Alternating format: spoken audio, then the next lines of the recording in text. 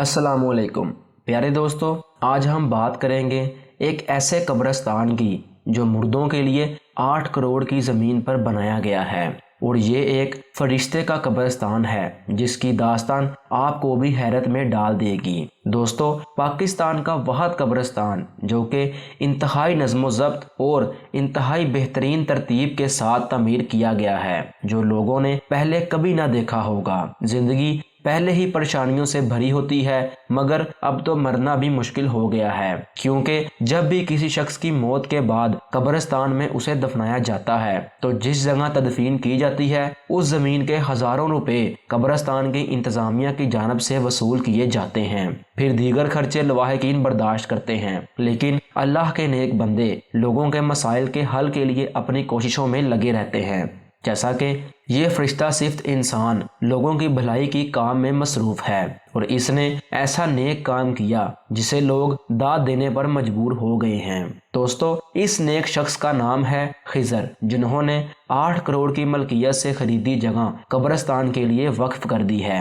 इस कब्रिस्तान की सबसे अच्छी बात यह है कि यहाँ अमीर गरीब हर तरह का आदमी अपने प्यारे को बगैर पैसे दिए दफना कर जा सकता है। दोस्तों, इस कब्रिस्तान के मालिक खिज़र ने बताया कि उन्होंने मस्जिदें भी तमीर करवाई हैं जहां अल्हम्दुलिल्लाह 5 वक्त की नमाज पढ़ाई जाती है। उन्होंने कहा कि फिर मुझे ऐसा कब्रिस्तान बनाने का ख्याल जहन में आया जहां तदफीन के लिए लोगों से पैसे ना वसूल किए जाएं, बल्कि मुफ्त में मैयत को दफन किया जा सके। दोस्तों, उनका कहना था कि इस नेक काम की तौफीक मुझे अल्लाह ने दी है। कब्रिस्तान के मालिक खिज़र का ये भी कहना था कि इस वक्त कब्रिस्तान में 200 के लगभग कब्रें इस वक्त तैयार हैं, जिसके लिए प्लेटें उठानी होती हैं और प्लास्टर करके उन्हें बंद कर देना होता है। कब्रें बिल्कुल तरतीब से एक सी बनाई गई हैं ताकि कोई किसी की कब्र पर चढ़ ना सके। दोस्तों, उन्होंने ये भी बताया कि कब्रों में थोड़ा फासला दिया गया है जहां से बिना किसी मसले के गुजरा जा सकता है। खिज़र का कहना था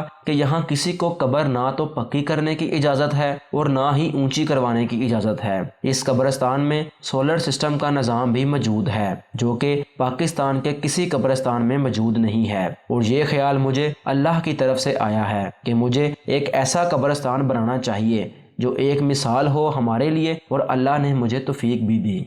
तो प्यारे दोस्तों, ये थी हमारी आज की वीडियो। उम्मीद करते हैं आपको ये वीडियो पसंद आई होगी। अगर पसंद आई है तो वीडियो को लाइक और शेयर ज़रूर कीजिएगा और अपने ख्यालात का इजहार कमेंट में ज़रूर कीजिएगा।